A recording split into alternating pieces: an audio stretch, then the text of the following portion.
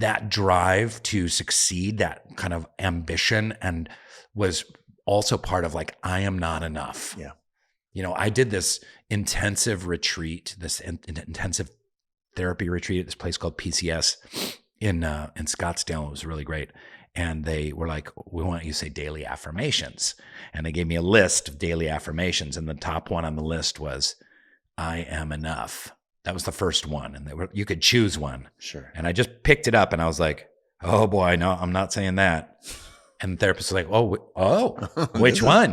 And I was like, the I am enough. Like, oh, well, that is the one you're going to say. And so had me hang it on the bathroom mirror and start every day saying, I am enough. And it was so painful for me to go, I am enough. I'm even just that simple. And so I think so many people that are really driven in their careers do it from an unhealthy place because it's to mask the fact that they feel that they're not enough. So I was always driven to make it as an actor, and I wouldn't take no for an answer. And I was relentless, and I'm grateful for that because I had a good career, but at the same time, it came out of feeling like I wasn't enough, and I wouldn't be lovable unless I got recognition and money, and I wouldn't even say fame. I wasn't even really so much about fame. I just wanted to be recognized for my work, and well, I wanted to be adored externally because I didn't adore myself internally. Welcome back. You're here. Welcome to Seattle. Chase Jarvis. I'm in the house in Wallingford. That's right. Wallingford, Seattle, no less. You have a history here. Crazy history here. I need to hear this. When you walked up, you said, Wallingford, I have stories. And so before we get in to the show, why do you have a history in Wallingford? What's happening with Wallingford? Okay, so I was born at Seattle University Hospital. My parents are from Seattle. We lived in Nicaragua for a few years. Look at you with the little Nicaragua. Nicaragua. You throw that in for authenticity. And we lived in Olympia for a couple of years, but we were always coming and going from Seattle. It was my family's hometown. And I ended up just north of the city in Shoreline. Went to Lake Forest Park Elementary, Kellogg Junior High, Shorecrest High School. No, none of your listeners care about that. Sorry. I do. They're boring. Edit it out.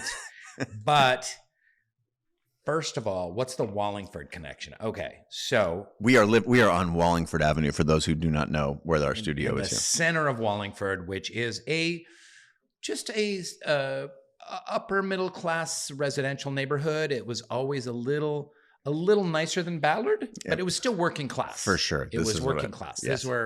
This is where like the middle managers of the lumber companies lived in Wallingford. So with their 2.1 kids. Yeah, exactly. So beautiful homes, a lot of them 100 years old. My grandma lived on Meridian. Wow. Okay. So when we came back from Nicaragua, I was 5 years old. We lived for about 5 months at my grandma's house on Meridian. And that's 3 blocks. 3 blocks from here. Yeah. And 34th. No way. That's literally 3 blocks from here. That's 2.5 blocks from here. I lived when I was 5 years old. So that's crazy. Should we go there after? Let's do it. A little pilgrimage. They knocked it down. Knocked down the house and built a big tower there. And in the basement was Erickson Brothers Sewer Company, where my dad worked as a sewer construction manager in the office. It then converted to Jim Dandy Sewer Company.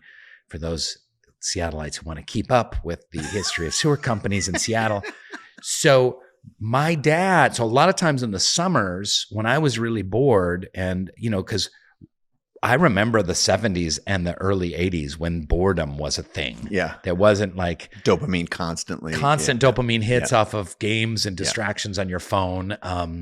I would go in with my dad and then I would go down to I remember when Gasworks Park was first built. Wow. Which is for those who don't know, it was this old oil refinery down by the lake and they turned it into a park, a gorgeous park. You can fly kites and kids could climb on the oil machinery. Yeah. But then they found all this toxic waste in the soil. And how long did they shut it down? It was a decade probably. Yeah. It was 10 years they shut it down because kids were eating the dirt that was filled. So that's part one. So I spent a lot of time at Meridian and 34th, right down the street. Then my dad got a divorce in 1985, and he moved in across the street. So I lived with him for a year in that same block, but across the street, because he was still working at the sewer company. And then I got a job at Ballard Marine Supply and Hardware, driving a delivery truck. And I would ride my bike down 34th, right here where your studio is. Yes. And I would ride down to Ballard and I would drive a delivery truck, a big cube truck. And this was before Google Maps and phones, right? This is mid 80s. So I had a Thomas guide. Oh my God. And I would be hauling propellers and boat engines and boat parts and boat paint all around to like little marinas and whatnot for like, I mean, $4.75 an hour, something like that. It was like, and they had this 19-year-old driving these big. So there was that, but then I guess what's more important is that was a really seminal time in my life where I'll get a little real for a minute, where my dad and my stepmom were getting a divorce. My birth mom left me and my dad when I was 1.5 years, and I didn't really see her very much till later. So my stepmom was really kind of my mom who raised me. They were getting a divorce. My dad was really depressed. Hence, I was so codependent. I got really depressed. And I started going to the University of Washington while I was driving marine supplies. And I had a nervous breakdown. Me and my friend John had an apartment up on 45th over by the Dick's Drive-In. Oh, yeah. And my parents met there. At Dick's Drive-In? Yes. I went there last night. At that Dick's Drive-In? Yeah. Or the Capitol Hill one? Yeah. Amazing. How about that? Apple doesn't fall far from the tree, as the saying goes. Yeah, look at that. So you were. I have some suggestions for Dick's, the corporation. Okay. Because I ate there last night. Do you want me to tell the fries were better than In-N-Out. The fries are like superlative. Yes. Like some of the best fast food French fries you can ever get. The chocolate shake, excellent. Crushes. Yep. Let's get to the burger a little bit. I know you're like Mr. Healthy Guy. You probably haven't had a Dick's cheeseburger in 15 years. Since breakfast. The beef could use some improvement. Okay. You could tell it was a frozen patty, and they got to up their game. If they want to compete with Shake Shack, Shake Shack kicks ass on the beef. All right. They skimp on the lettuce. The sauce is great. Yes. I would just say better. I would say better lettuce, tomato, beef. So the whole actual burger. But the whole. You just described every element of the burger. But the bun was good and the sauce was good. Okay. So anyway, that's my suggestion in case the CEO happens to be listening. Okay. That's the equivalent of it had a good roof and a good paint job, but everything in the house needed replacement. If you really want to work on the foundation and the walls and the plumbing and the electricity. Can we go back to your depression? Yeah. Yeah. What was going on there? I was going to the University of Washington. I was working my ass off driving marine supplies around, and my dad was really depressed. I was either living in his basement or I was living with my friend John up on 45th. And I just was really, I'd always suffered from some sort of depression or anxiety. I've talked about that, before, and I talk about it in my book, but especially anxiety, really crippling anxiety attacks and whatnot. And I don't know what happened exactly. I was just really depressed and feeling lost and really anxious. And I had an incident where I was really frustrated with something in our apartment, and I just started punching the mirror, and my hand was bleeding and was cut open, and I was screaming, and I just lost my shit, and I started sobbing, and I just felt so lost that I walked out the door from there's no cell phones, right? I walked out the door from that apartment by Dick's Drive-In, and I walked all the way down Meridian with blood dripping from my hand down to my dad's office where he was working at the sewer company. and I was sobbing, like snot sobbing and blood dripping off my hand. I must have just looked insane walking down the street. And my dad was so emotionally clueless. God rest his soul. He passed away 2 years ago. He didn't know like how to comfort someone or how to interact with someone who was being emotional. I mean, he was kind of from that really old school way of being, and he didn't know what to do. And he's like, "Hey, buddy," and pat on the back, exactly. And he's like, "Let's go out for some teriyaki." No. Yeah. So he got like a towel. He like pulled out the glass shards from my hand and wrapped it up. And I think maybe sprayed some Bactine on it and wrapped it in a towel. And he drove me downtown and took me out for teriyaki at a little teriyaki place that he liked. I don't know. And I was just, it was days where I was kind of in a daze. And I really had I don't know if it would qualify as like a nervous breakdown. I had an emotional breakdown. But that was the first of many to come in my 20s, which I could very conveniently segue into a plug for my book right now, but I'm not going to, Chase, because I'm not that cheap. Okay. But I will say that it's all connected. My mental health journey is very much connected with my spiritual journey. And I will say that I love this quote by Julia Cameron, who said, I come to spirituality not out of virtue, but out of necessity. So for me, digging into spiritual paths, spiritual tools for well-being was something that I needed to get by. It's not like, oh, I'm some saintly guy who's so spiritual and so kind and blah, blah, blah. I'm kind of a dick, but it helps me get through the day. But that's my Wallingford story. And then driving that delivery truck up and down through Fremont, over that Fremont Bridge. I would go over the Fremont Bridge 10 times a day. Was this, I do want to segue to the book. We will talk about it in depth. It's called Soul Boom, and it's about a spiritual revolution, why we need it. So was, you cited prior to the Wallingford driving around story, there was a very subtle subtext of I'd had a bunch of emotional and anxiety. Was that always a part of your constitution? Was it how you remember your childhood? Are those like the key memories, or was that an afterthought? Like how much in the forefront of your experience was anxiety and fear and stuff like that? To be really honest, it wasn't until I started unpacking my childhood in my 40s in therapy, when I really started therapy about like 15, 16 years ago, that I realized how much depression and anxiety, addiction, all those goodies, loneliness, alienation drove my life and my youth. So during the time, there wasn't a vocabulary for that. Yeah, in the 80s, there were a couple of self-help books around, and The Road Less Traveled I read, and I remember late in the 90s maybe, and that was really helpful. And that's a masterwork for those who haven't read it, but there wasn't terminology about even the word anxiety. Anxious was like, you're afraid you weren't going to make your appointment in time because your car was getting an oil change. That's what anxiety was. It wasn't a concept of it as a mental health issue, which of course we know it as today. But when I look back on my childhood, it was just filled with depression and anxiety and ways to mask it, hide from it, medicate it, and escape it and soothe it. So, whatever that was, that's my history.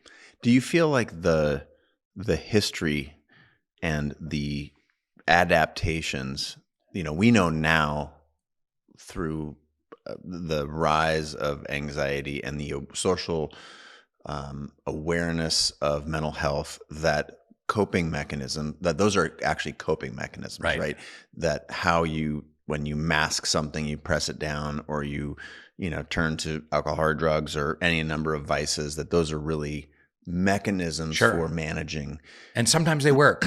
That's the thing about them, they're really effective. And they work, work for long periods of time. And some people can effectively use alcohol to medicate and soothe for decades until it stops working. Until it doesn't. So this is where I'm going was it when you turned 40, or when you said earlier, like when you started doing some work to uncover this anxiety or your Yeah. childhood and some of the challenges you went through. Is that when you connected the dots looking backwards and said, oh, wow, so my drinking too much or my career drive or whatever the addictions that you processed, that was a result of a very difficult childhood? Yeah. I did I did recovery and therapy and everything kind of bass backwards. So it wasn't the typical story. I had a hunch that my drinking was problematic. I never was like a fall down drunk. I never was like, fall down in the gutter on the bar and get poured into a cab kind of situation. Very, very rarely. But I kind of realized when I was kind of on a spiritual search in the 90s, when I was in my late 20s and early 30s, that let me look at this drinking thing, because it kind of seems to be the center of my life and I seem to do it every day, even in just small amounts. What would it be like to just stop? So I just quit cold turkey. No therapy, no 12-step meetings, anything like that. And a lot of anxiety started coming out. Then there was going to other stuff like, workaholism, porn, you name it, like anything that I could use to medicate anxiety. And then I went into therapy when I moved to Los Angeles, because it's chock-a-block with therapists. You can't spin around without hitting a therapist in Los Angeles. And people would talk about it. So you go to LA and all of a sudden, in New York, people don't really talk about it. In LA, people are like, so my therapist was blah, blah, blah. And I went over to therapy here. I went on this retreat. And I was like, oh, wow, maybe I need to check that out. And I was still very unhappy. And I found a terrific therapist. And that's when it kind of like all came together. Like, oh, I get it. Like, my drug phase and my alcohol phase, that was all coping. And then it's like, oh, so this was all mid 30s, really, late 30s, right before The Office, really. And I'm glad you mentioned like workaholism, essentially, like that drive to succeed, that kind of ambition, and was also part of like, I am not enough. Yeah. I did this intensive retreat, this intensive therapy retreat at this place called PCS in Scottsdale. It was really great. And they were like, we want you to say daily affirmations. And they gave me a list of daily affirmations. And the top one on the list was, I am enough. That was the first one. And you could choose one. Sure. And I just picked it up and I was like, oh boy, no, I'm not saying that. And the therapist was like, oh, which one? And I was like, the I am enough. Like, oh, well, that is the one you're going to say. And so had me hang it on the bathroom mirror and start every day saying, I am enough. And it was so painful for me to go, I am enough. I'm even just that simple. And so I think so many people that are really driven in their careers do it from an unhealthy place because it's to mask the fact that they feel that they're not enough. So I was always driven to make it as an actor, and I wouldn't take no for an answer, and I was relentless, and I'm grateful for that because I had a good career, but at the same time, it came out of feeling like I wasn't enough, and I wouldn't be lovable unless I got recognition and money, and I wouldn't even say fame. I wasn't even really so much about fame. I just wanted to be recognized for my work, and I wanted to be adored externally because I didn't adore myself internally. Yeah. Do you feel like was there a connection between, if that was in your mid 30s, and what we're on here, folks, for the listeners, is this really is the beginning of a spiritual journey when you're sort of less aware that this is what the journey looks like. You can connect the dots looking backwards, like, and I do want to get into. You've been very overt about your faith. We've talked about it. You've been on the show before. But to connect some of these dots, do you feel like your awareness, you said in my mid 30s, I stopped drinking and then I started using these other mechanisms to cope. And this was before The Office. So if we're connecting these things, is there a connection to make there? Was it through this process of reconciliation with your past and your anxiety and some of these ways that you were using to cope? Was it essentially a breakthrough when you actually managed that stuff and looked at it, that it gave way to a really successful career, or was there still a lot of entanglement with your No, success? that's a great question, and it was a mixed bag. Okay. I was in recovery by that point. I realized like, oh, I was an alcoholic, and I was using alcohol to soothe and manage my anxiety, which made my life unmanageable. So I needed to address that. And when addicts of any stripe just quit something, they call it white knuckling, and they can become total assholes. And I did. I raged a lot more when I stopped doing that. I was not as good a husband to my wife. We've been together through this whole endeavor, and she's been incredibly supportive. So I was sober and happier and on a therapeutic path by the time I got the office. So I had my shit together enough to be able to kind of like focus and do really good work. Yeah. But it was still fueled by that workaholism, that perfectionism. And in fact, it's funny because a week ago, I did an event in New York with BJ Novak, and we were talking, someone asked, like, what's your biggest regret about the office? And we both had the same regret. And it was, so it's every kid. Here I am, this nerdy kid from Seattle. I've been driving marine parts through Wallingford and over the Fremont Bridge. And here I am, not that far later, I guess 18 years later, I'm starring on one of the most successful TV shows. I'm recognized for my work. I'm getting Emmy nominations. I'm getting paid handsomely. It's it. I made it. Yeah, this is the check. Yep. That's the dream. That's it. It doesn't get better than that. And I wasn't happy, and I still wasn't satisfied. So here I am in the office, especially those first 5 years or so, and I wanted more. And it was not enough. And again, I was not enough. Yeah. It was not enough. And anyone would say, like, you've got it, like, enjoy it. I didn't really enjoy so many of those early years. I did later on in the show when I kind of realized, like, oh, this is going to run its course. It's going to run its course, and it doesn't get better than this. Yeah. And I love these people, and it's so much fun, and this is a dream job as an actor. Just enjoy it. But I was like, I need a movie deal. I want to get a studio deal and have a first look deal at Warner Brothers, and I want an office there. And how come, this movie bombed and I really wanted it to work? And how come I'm not being considered for this project? And, it was that, now, and you deal with this a lot with your show, and I'd love your perspective on it. Like, what's that balance, do you think, between never being satisfied and having an unhealthy relationship to kind of work and accolades versus having a healthy drive of, like, I want to do my best. I want to maximize my results. I want to leverage this success into even greater success. And I want to move my career forward, because I know you've talked to thousands of people about this, and it's still something that I wrestle with. Yeah. I don't think I'm on the other side of it personally. There is a similar experience with my photography or filmmaking, my art career outside of just the show, where one becomes aware that this is the thing. You're not on your way to another thing. Yeah. This is the thing. This is all we have. And how do you do that? Oh, this is...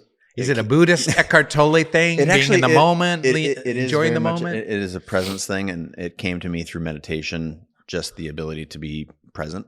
And that is what a lot of anxiety, anxiety is worrying about the future, and regret is worrying about the past. And then if you're doing those things, you can't possibly be comfortable in the moment.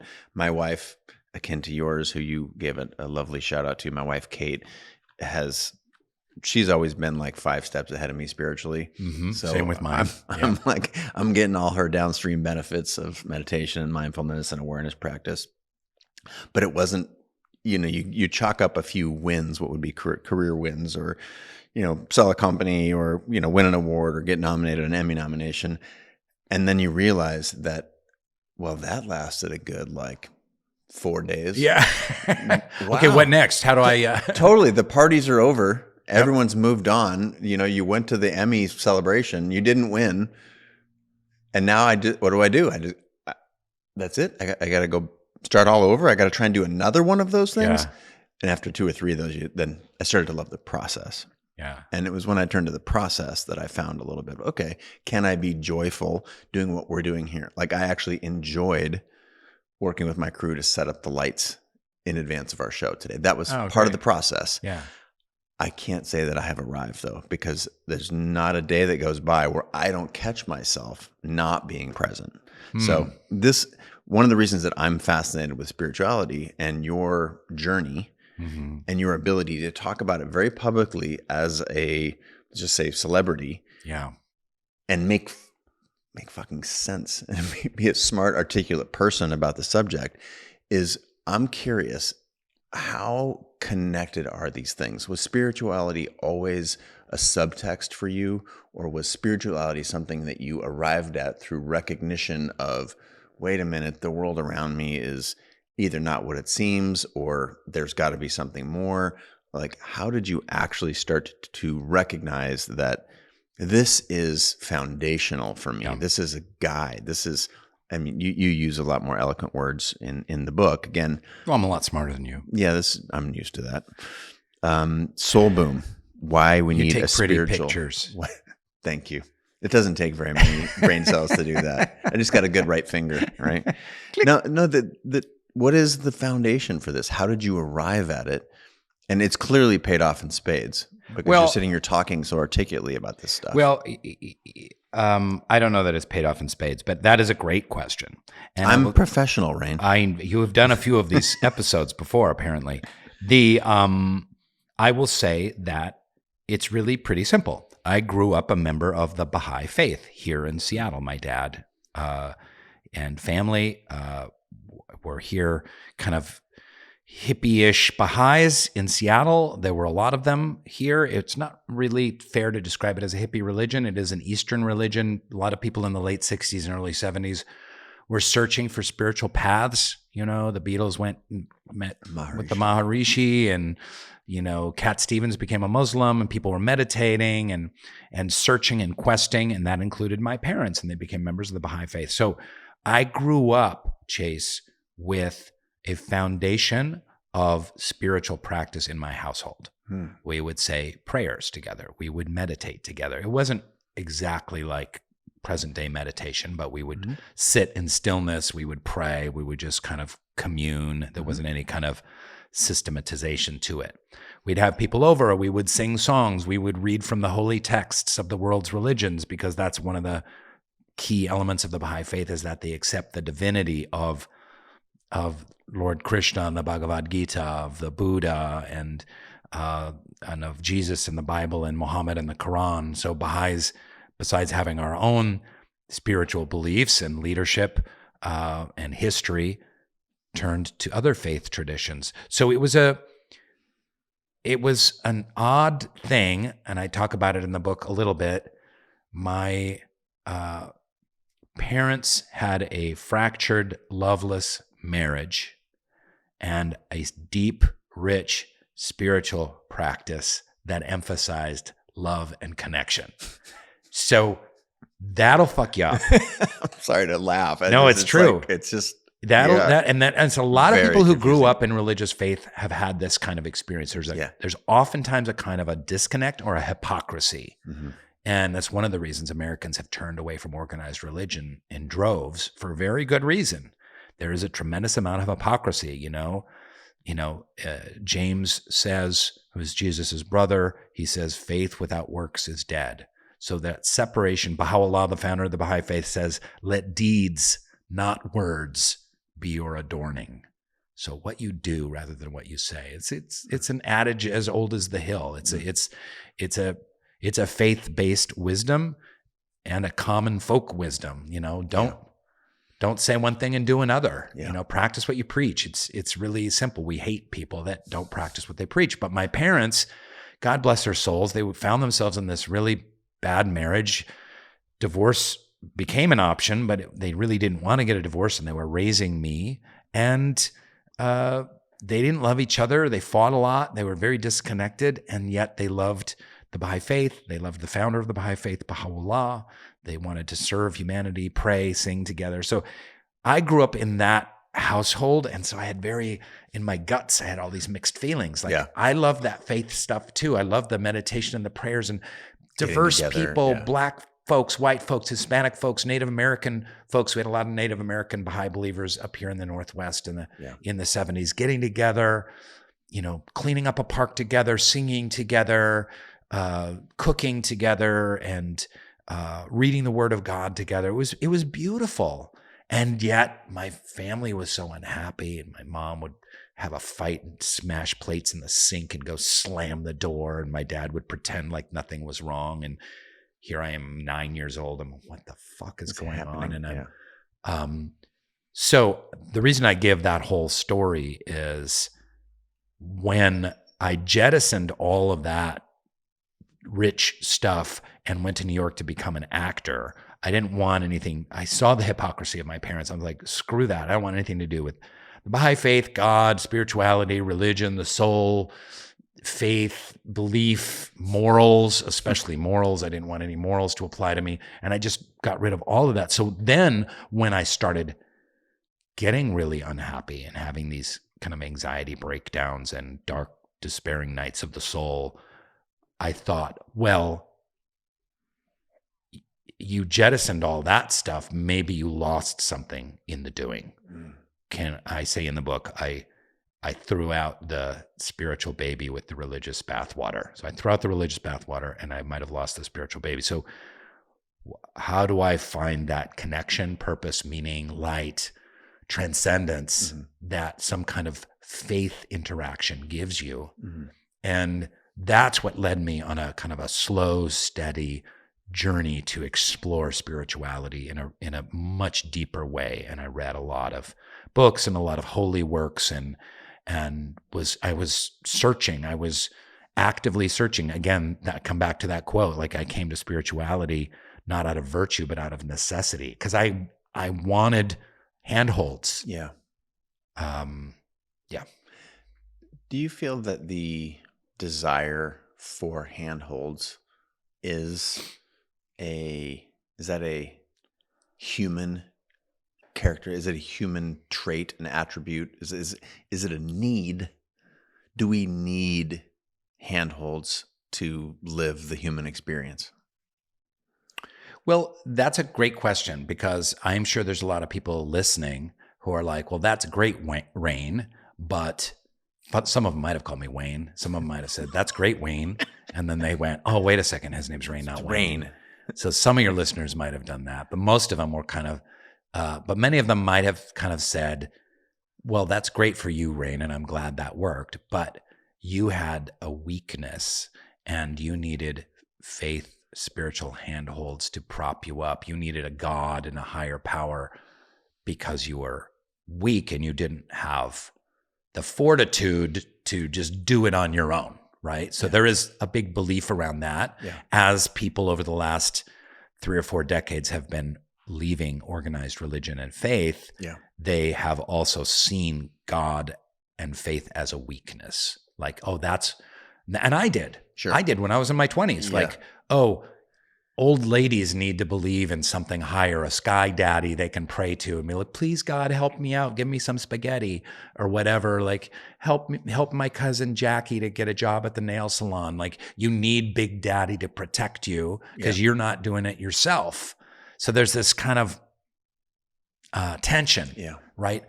I don't feel that. I will say that one of the problems I have with a lot of kind of self-help based podcasts and YouTube channels is there is kind of there's a lot of emphasis put on will.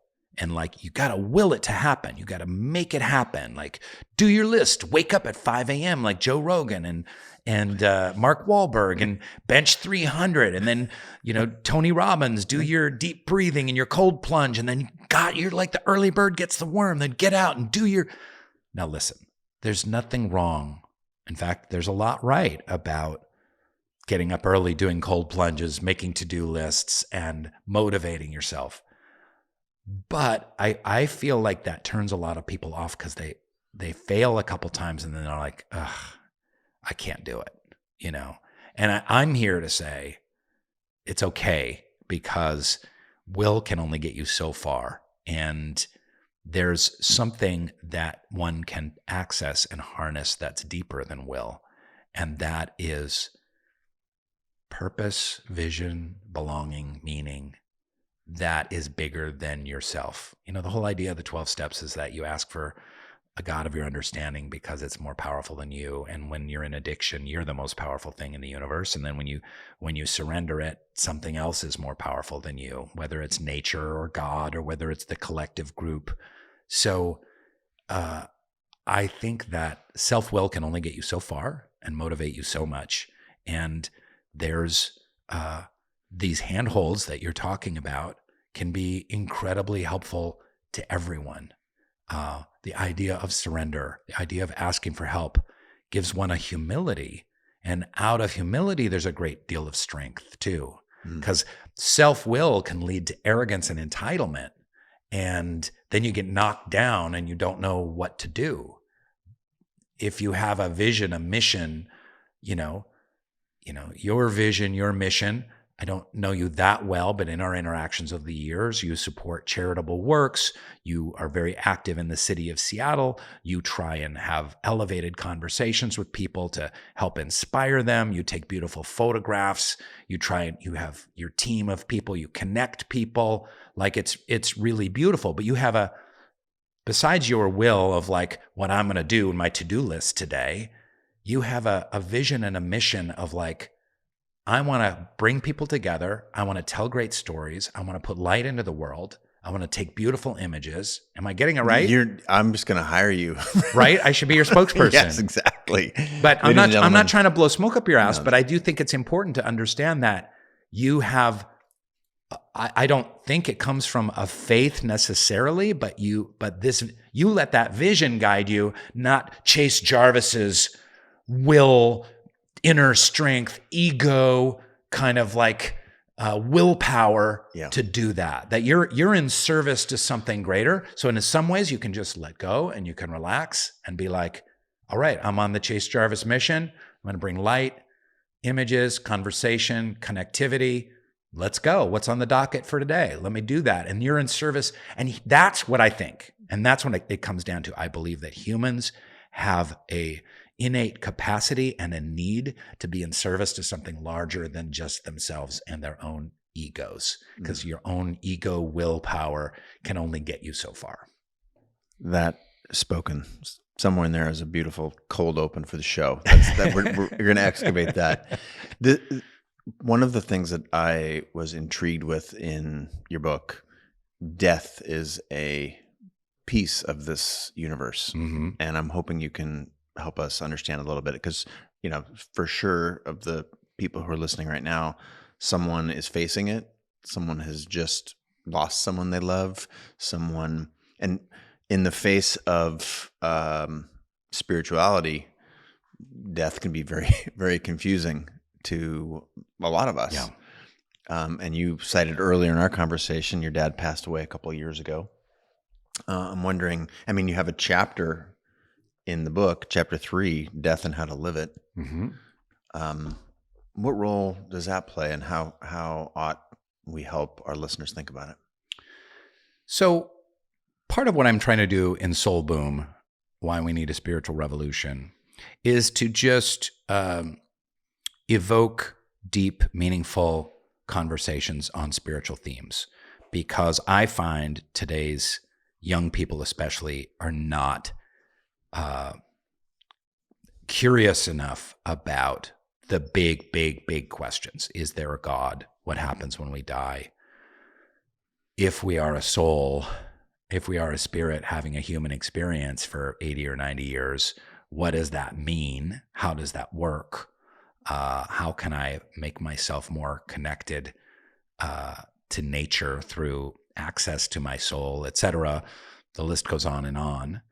And one of the topics that I think is most important for people to start really delving into is death, because death is the ultimate framing device. It frames life. Mm-hmm. in having a deep contemplation of death, you can see your daily life in a much richer way. And I have dozens of examples in this chapter on death about, the Native American tradition of today is a good day to die. The warriors would say, especially the Sioux warriors that would say today is a good day to die. It wasn't like, oh, I'm going to go to my death. It's like, I'm ready to die today. I have lived a good, whole, rich life. And if I die today, so be it. And so I can savor this day to its maximum, knowing that I'm ready to go to my death, right? So many cultures and religious traditions have these ideas on death. In Tibetan Buddhism, there's a 9-part death meditation where you literally go from, you meditate. Part 1 is like you die. Part 2 is like your family surrounds you. Part 3 is you're buried. Part 4 is your body starts to rot. Part 5 is your family is grieving.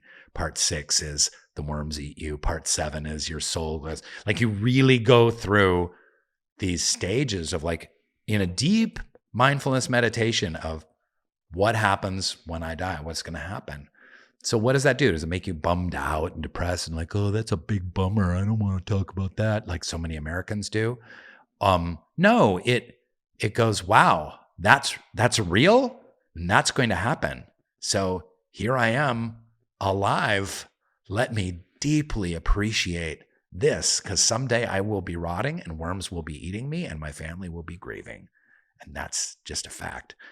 The list goes on and on. Memento mori, the whole idea. Remember, the Stoics. The Stoics, it was it's part of their daily practice. Remember, you are going to die. Yeah. So we don't talk about death in America. We don't think about it. We don't discuss it. It's like this taboo thing, and there's a lot to be gleaned from it. This isn't just some crazy new age Baha'i actor talking about it. Like this is billions of people through eons of time that have delved into death as a very legitimate and real topic. Yeah. So part 2 is that we have to understand that in death, there is great suffering.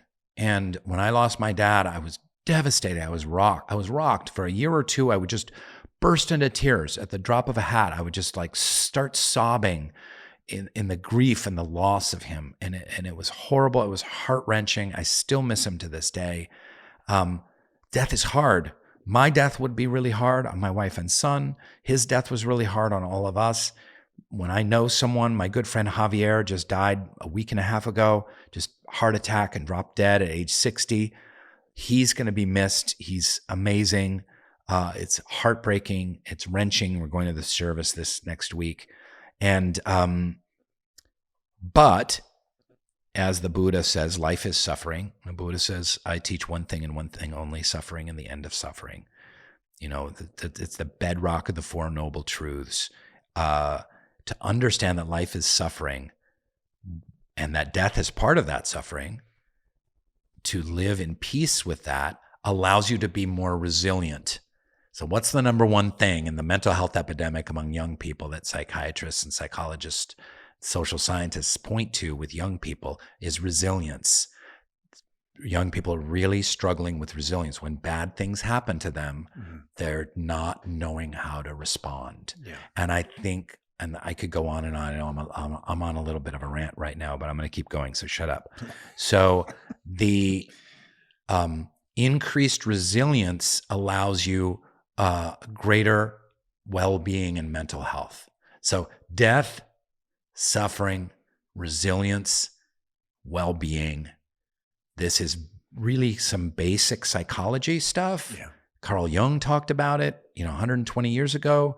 It's pretty basic. It's basic to Buddhism and so many religious beliefs, but we don't talk about it, and we don't talk about it from a spiritual perspective, because if we are souls, if we're having a spiritual experience while in these human vessels, then death is not the end. Death is not lights out. Death is just the next part of the journey. Just like when the baby comes out of the womb, the baby, that's not the end of life for the baby. It's just the next iteration of a fetus's life is becoming a toddler and a baby and a child and adolescence and adulthood and old age and then death. And then there's the next phase, whatever that is. That's from my Baha'i belief mythology, but I think it applies to everyone. And I am certain that it is true. So this knowledge that we're on a spiritual journey, suffering is real, death is real. This gives us resilience. It makes our lives better. It's the ultimate framing. Yeah. Yeah. It really, I'm going to go to a John Lennon quote you've got here. I'm not afraid of death because I don't believe in it. It's just getting out of one car and into another. I love the framework and the, I guess, the backdrop that you approach this with. So I think one of the things that has been difficult for, we've thrown some rocks at Americans. We're a little bit callous when it comes to a lot of this stuff, is that there is, it's either right, wrong, good, bad. One of the things I love about the Baha'i, some of our dear friends, neighbors at our beach place up in Camino, are of the Baha'i faith, Alan and Linda, and I just watch them, the tolerance, the openness, the connection that spirituality evokes in them, and by extension, the others that are around them. It's inspiring. It's open. It invites connection. And do you think is that a specific characteristic? I mean, in just our conversation today, you've talked about, you've referenced the Torah, the Bible, the, Bhagavad Gita. Buddha, you had 20 different traditions you're working in here. Mm-hmm. Are you trying to be seductive in this, or is this foundational to what you believe and what you think is available to us? What do you mean seductive? Is it like, you can almost it's very inclusive. You're mentioning everybody. Yeah. And is this part of what you're on, a quest for spirituality? Again, the book Soul Boom, Why We Need a Spiritual Revolution. This is not why you need to become Baha'i. Right. This is not, everyone should go to church. This is not, you're talking about spirituality, presumably with a capital S here. Yes. And so are you intentionally seducing us that, hey, I'm not telling you what you need. Yeah. But we all need something. 100%. 100%. That this is, my journey brought me back to the Baha'i faith. There's a lot of sections that are inspired by the Baha'i faith. This is not at all a book that has some agenda to make people Baha'is. This does have an agenda that is straight out, and I say on page 1, I want to encourage spiritual conversations. Yeah. We're not having them. There are spiritual tools that can make your personal life better and can also make society better. Yeah. Period. Yeah. It doesn't matter if you're agnostic, it doesn't matter if you're a young person in the largest growing religion in the United States, which is the nuns, N-O-N-E-S, because people who check none of the above on their faith, that's what they're called. So spiritual but not religious. It doesn't matter. It even doesn't matter if you're atheist, and it doesn't matter if you're Lutheran or Methodist or you're Hindu or Sikh or Buddhist or kind of like Judist. There's a lot of Judists in Los Angeles, former Jews turned Buddhist.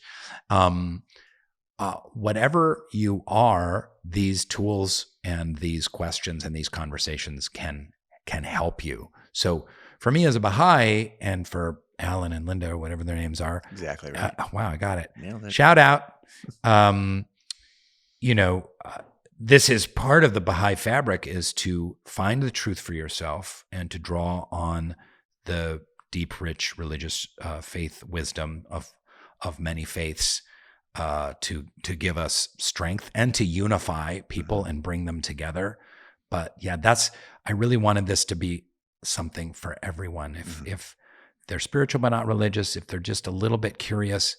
And the reason I say atheists too, because I had my good friend Mike Wenzel from Seattle I went to high school with. He's a diehard atheist, and he really enjoyed the book event I had last night and what I was talking about, because he's like, listen, anything that just brings people together and heals them and creates unity is so important right now. So if you want to talk about God while you're doing it, fine. I want to be a part of that. Yeah. So, because all the faith traditions boil down to one thing: love each other, be more compassionate, come together, right? Yeah. That's in every faith tradition. So how bad can that be? You also start off the book with a bunch of stats, right? There's the growing now, and your own story started with anxiety, for example. We in the front of the book talks a lot about how suicide is at an all-time high for young people. Addictions through the roof.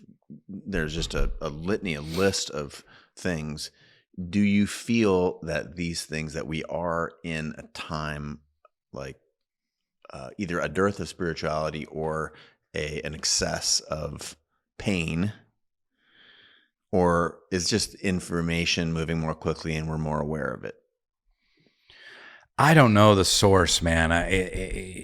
Yeah, I mean, that's a great question. It's, I do think, and people know, and if you look at the work of Jonathan Haidt, Haidt, he has a Substack where he is really investigating the hard data points around this mental health epidemic with young people.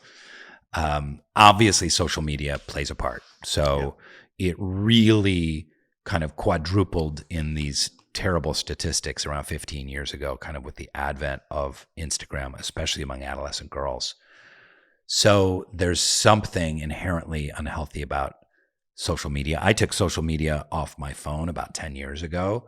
I still use it to kind of broadcast my message, and but I have people running it, and I send stuff and they put it out there. I probably shouldn't even be admitting that, but it's unhealthy for me because I'm such an addictive guy. I would just sit all day scrolling, liking, and I was finding hours of my day being eaten up by Instagram and Twitter, right? Well, there's no question. We've had other guests on the show, one not too recently, a PhD from Stanford, talking about how that is catastrophic. The constant dopamine availability. Our nervous system was not designed for it, and that there's always a way to get a fix, to get the chemical that is.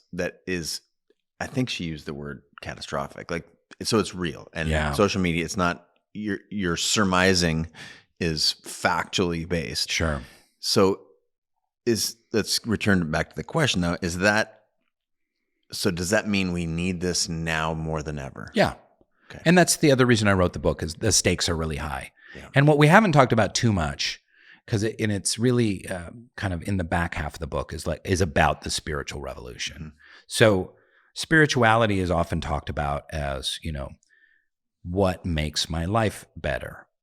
Mindfulness, meditation, releasing anxiety, exercise, healthy dopamine hits, cold plunges, etc. This is like our spiritual path, and that's what people, especially in blue state, big city America, kind of focus on. But my thesis is that there are also spiritual tools and ways of thinking about spiritual wisdom and faith traditions that can unite us and bring us together and heal and reimagine systems. Mm-hmm. So our systems are all breaking down. And I talk about later on in the book about how it doesn't matter what system you work in, it's breaking down and people are very dissatisfied with it. You don't hear anyone saying, oh, I work in architecture and it's going great. It's so easy now. It's gotten better and it's clearer, and the architecture system is fantastic. But if you work in education, you work in healthcare, you work in transportation and in manufacturing and in the environment systems, and certainly government and politics and partisan politics, don't get me started. But because our systems, Chase, are based on the worst of humanity. Our systems are based on aggressiveness, combativeness, competition, contest, profit, one-upsmanship, backstabbing, every man for himself. It's a dog-eat-dog world.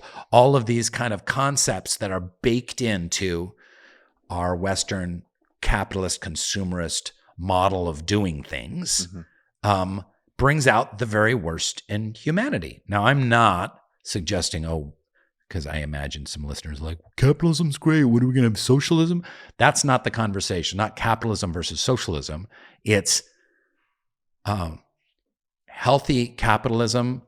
And because what is capitalism? It's the exchange of capital in markets. That's it. So how do you exchange capital in markets? It doesn't always have to be Milton Friedman profit-based. Yeah, it's not maximization of profits. It's not the theorem. Exactly. Yeah. And as long as, like, for instance, our healthcare system, all of these hedge funds and investment firms are buying up all the healthcare systems, a hospital here, a clinic here, a medical branch that has, a doctor's got 3 or 4 branches or whatever. And then they just redline them and they just go through the data and they're like, oh, this one's not profitable. And they just shutter them. LA is littered with closed hospitals that are standing there, dilapidated closed hospitals because they weren't profitable enough. Yeah. Can you imagine? I mean, if you were just an alien looking at planet Earth and going like, wait, their healthcare system is based on profits? So if people get sick, in some ways, the system wants people to get and stay sick because they will be more profitable. Like, I thought healthcare was to heal people. Health, heal, it's in the word. Yeah. Healthcare and preventative medicine and stop them from getting sick and serve them and the poor. Like, we're the richest country in the history of the human race, and we can't serve our poor people. And we have a lot of people who are like, screw that, let them get a job. It's like, all right, well, sometimes it's not quite that easy. And so this is a long rant to kind of say that if we reimagine these systems from a spiritual perspective, we can have real transformation. It's not airy-fairy, pie-in-the-sky naivete. It's something that we have to do. The stakes are really high. Yeah. These systems are unsustainable, and they're going to continue to unravel. And that's why the other spiritual path, the path that leads toward, service to the world, using our resources to make the world a better place, and bringing loving kindness, compassion, honesty, humility, and mutual service, altruism to work in systems is crucial. Practical question coming at you. Yeah. Where do we start?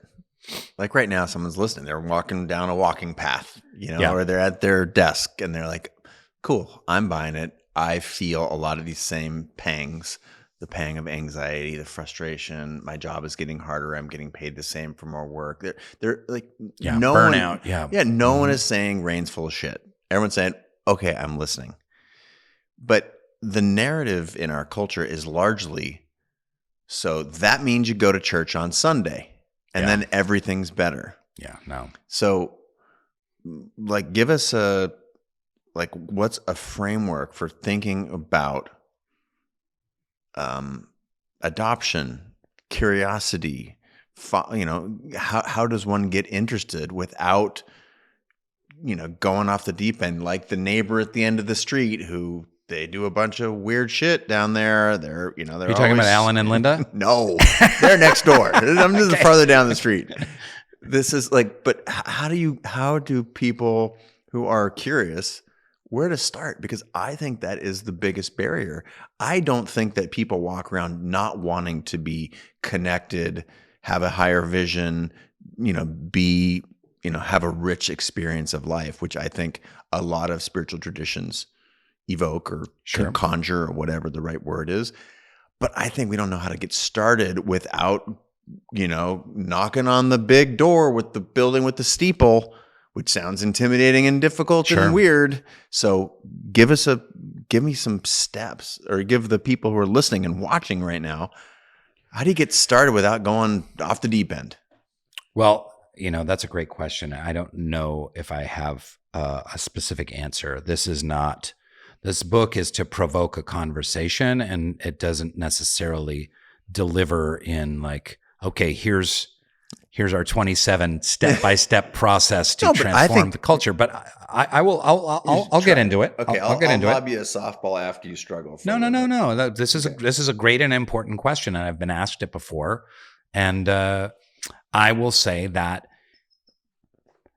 just like I used the idea that death has to do with suffering, suffering has to do with the teachings of the Buddha, a knowledge about suffering, why we suffer, helps us have resilience, and this helps us with our mental health and well-being, especially young people. So that's one tableau, right? Sure. That's one I like that's that. one vision Mhm. of how a spiritual concept can specifically enrich and enliven our lives. Okay. So in the same way, I would say we need to start with spiritual study. And that doesn't necessarily mean going to any church or belonging to any religion. It starts with getting curious, to say for thousands and thousands of years, humanity and some amazing spiritual teachers have come up with some really rich, beautiful traditions. A lot of them have to do with community. Mm-hmm. So let's go back to the Buddha. My teachings are about suffering and the elimination of suffering. So also the Buddha taught a lot about reducing the suffering of others. Just as you have reduced your own suffering, how important it is to try and reduce the suffering of others. Thich Nhat Hanh taught that through all of his work, and that's a great place to start. Just start with Thich Nhat Hanh. Just read his books, listen to his interviews, read about his life. To me, he's the shit. He's the bomb. Yeah. There's Eckhart Tolle. There's tons of great spiritual and psychological teachers, Brene Brown. There's tons of people to learn from that are all working today. So deepen yourself in these traditions because, okay, I want to reduce the suffering of others. How do I do that? What's the best way to do that? Well, even positive psychologists talk about when you help other people, it helps you, right? Your well-being is increased when you help other people. In contemporary American society, I'm sorry, I'm going to piss on American society again, and I want to talk about why I love America as well. We feel we are sold a bill of goods that we will be happier the more stuff we get. We will be happier the more status we have. We will be happier the more we pursue kind of luxury and prestige and comfort. In actuality, that materialist pursuit, although, listen, you got to pay the bills. It's nice to have some money. I'm not complaining. That's all great. But social psychologists will tell you that's actually a way to get unhappy. Yeah. So, but we're being sold this all the time, right? Yeah. That's one voice in a sea of 1,000 that are saying the opposite, right? Yeah, exactly. And so it's crucial to dig into the spiritual teachings that allow us then to go serve others and to start you start small. So you start in yourself. Yeah. And you work on mindfulness. You have a deep spiritual curiosity. You enrich and enliven yourself. Maybe you do that with a couple other people.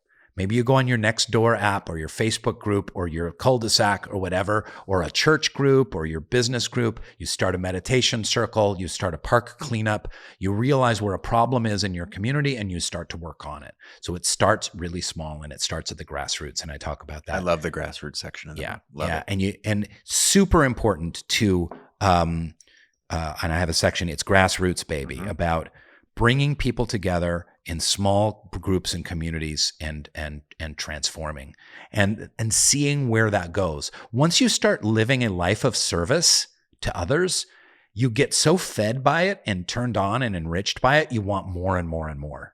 It's fascinating. You know, when I started doing service work and nonprofit work, I was like, oh God, I don't have enough time to do this.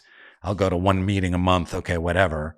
And now I can't imagine my life without having an active, rolling up the sleeves version of just helping other people. You ask for a place to start. That's a good place to start.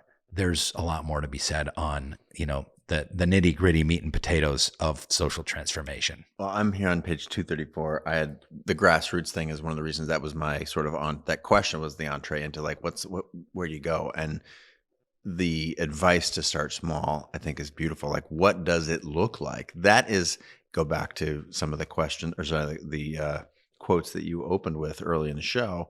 like you're measured by your actions. So taking action, I talk about action over intellect. Most people are stuck on the couch like, I don't know how to start this. Where do I go? They've got 1,000 questions.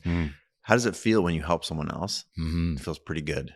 That's a good place to start. And it's not only the selfish, there's not just selfish benefit there. There is, you're actually helping someone else.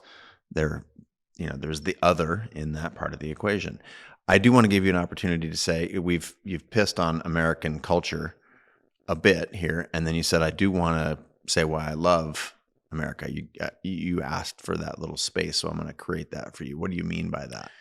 I truly believe that partisan politics as a system is incredibly deeply flawed and has divided our country and is responsible for dividing our country. I truly believe our country is not as divided as the parties would have us think, as the news organizations that serve those parties would have us think. Benefit from that division. From that division, very well said, very well put, spot on. I could go into partisan politics and the hundreds of millions of dollars that they need to raise to have all these TV ads of people shouting and belittling each other, and they're not in the interest of public servants, which is what elected officials should be. So that has created and toxified public discourse. The reality when you travel America is that people are generally very loving. They want to see the world a better place. They want a better world and a better life for their grandchildren. Yeah. People are very accepting of differences. They really are. Yeah. There's a small minority that aren't. And they want to, let's look at racism. They want to heal racism. They want to befriend people of other colors and other cultures. They don't know how. Oftentimes, the way our racist society has kind of fallen, there's, segregation. So we're just not getting to know. It's easy to have contempt for someone on Twitter. It's very hard to have contempt to someone when you're sitting across the table from them or sharing a space with them. So that's an important part of it. But I also think that having traveled the world, I believe that Americans are some of the biggest hearted people on the planet. Yeah. And ready to drop their self-interest and work and serve others. And I truly believe that is in the groundwater of people in the United States. And that's white Americans, it's Black Americans, Hispanic Americans, Asian Americans, certainly Native Americans, that we need to tap into that. It's there. It's a groundwater for us to tap into in these grassroots movements. Yeah. But that's why I love and believe in America and its future. Well, that is literally the foundation of the country, is the ability to criticize it, right? That's why so many, if you ask someone in the military that is, I think, has a good head on their shoulders, say that's actually what they're aiming to protect and preserve, is the ability to disagree or the ability to be frustrated with the system and call for change. So I just wanted to give you that space. Yeah. I was interested. You just opened the door, so I'm going to walk through it. The United States and the rest of the world. I haven't seen this yet, so I may be opening a door, or I'm walking through the door that you opened that may not be the right door. But I'm curious about this Rainn Wilson and the Geography of Bliss series that I haven't seen it yet. So tell me more. What is this? Well, that comes out May 18th, 2023. Depending on what year you're listening to this podcast, on the Peacock streaming network. And boy, I tell you, Chase, I never thought I'd have a better job than The Office, but all of a sudden this thing came along, which I helped create and put together as a producer, but I was approached by these young producers who had gotten the rights to Eric Weiner's amazing book called The Geography of Bliss. And he travels the world looking for happiness. What can we learn about happiness, joy, well-being from other cultures? We struggle so much with it in the United States. Maybe there are some answers out there that we can bring back. It's a brilliant book, and we made a travel series out of it. So I traveled to Iceland, to Ghana, West Africa, to Bulgaria, to Thailand, and then I came back to Los Angeles for the final episode. And it was kind of a personal journey for me, where I talk about my anxiety and depression and searching for happiness along the way. But it's also a part spiritual journey. I wanted to bring back spiritual tidbits that I found along the way. And it's just a funny, fun, goofy travel documentary. Instead of sampling delicious foods, I'm looking for happiness. That is a worthy journey. I want to go back now to I'm going to check that out. 18th, you said May 18th? Yeah, May 18th. Okay, cool. It's streaming. All the episodes drop. It's a really fun for the whole family. You can watch it with grandma. You can watch it with your 9-year-old. And I love the episodes because you don't come away watching the episode going like, oh, here's my 4 hard takeaway facts and my data points, but you come away uplifted and inspired and wanting to do more to connect and inspire your own life and the life of your family and your community. Worthy pursuit. So is Soul Boom. Why we need a spiritual revolution. Congratulations on the book. It's beautiful. It's almost like a primer. This is me speaking to if you're out there listening. Rainn's just going to sit here for a second. I'm going to talk to you. The ability to be curious is something that we have largely lost. I believe that's part of the foundation of the show. That's part of, as I pick up the book, thank you again for sending me an advance copy. And already hit number 5 on the New York Times list. Congratulations. Yep, thanks. Absolutely amazing primer. And let's just take a deep breath here for a second and say, great, spirituality is often, aligned with a very heavy conversation. If you want to get curious, you have to, you got to like put on your serious clothes and you got to go have a serious conversation. This is joyful. And, aside from some of the statistics that you open with, I mentioned, there's also, where's my note here? Kung fu or religious text you choose, where you cite there's basically a phrase. So it's a very joyful and playful introduction to this material. How much of your spiritual journey, or how much of your comedic self have you brought along this journey? Are they separate? Because there's a levity to you personally, and I think to this material and everything you've done, Soul Pancake in the past, that is like, that's kind of what I want more of. How do we soften this so it doesn't have these hard edges, and how do we make it more connective and inviting and use humor? Was that intentional? Is that just you coming through in the work? It was very intentional. I wanted, and I love the word primer because it is a primer on beginning to have spiritual conversations, deeper spiritual conversations. Yeah. So I wanted to make it accessible to folks, to teenagers, to folks in their 20s, to young folks that were maybe Office fans. Yeah. I'm not going to write, just deadly serious stuff without bringing a sense of levity to it and an absurdity to it. That's just how I'm wired. Yeah. So it's both, I guess, like that's just who I am, but it was very strategic in the sense that these are deep concepts. So I start on the chapter of death talking about how we needed to, in the Baha'i tradition, wash my father's dead body to prepare it for burial and wrap it in a linen shroud, and how the funeral home didn't have any bowls to hold the water, any appropriate bowls. They had like a Chinese takeout bowl and like a Tupperware container to hold the water to wash his body. And it was in the heat wave in Wenatchee, Washington. And I go to the Target and I'm pouring sweat and I'm sobbing, and the funeral's in an hour, and I've got to find glass bowls to contain the water to wash my father's body. And there's an absurdity to it, but it lets you into a conversation on death, and in a kind of a human way, in a relatable way. So that's really important. That's part one. Part two is, I believe and I seek to strive to bring joy to my work and bring joy to others. When you meet someone who's truly spiritual, which is not me, but when you meet someone who's incredibly spiritual, like let's say the Dalai Lama, for example, like I've never met him, but I've seen interviews with him and whatever, like he brings a joyful light everywhere. He radiates it, right? Yeah. And he gives it to others. And the ultimate service is to bring joy to others. And it doesn't get better than that. Those are the people we're drawn to. Yeah. I think about my dad passing, and for all of my dad's flaws, and we had a lot of disagreements and struggles over the years, I really had this deep appreciation after he passed. Like, wow, every room my dad went into, he enlivened.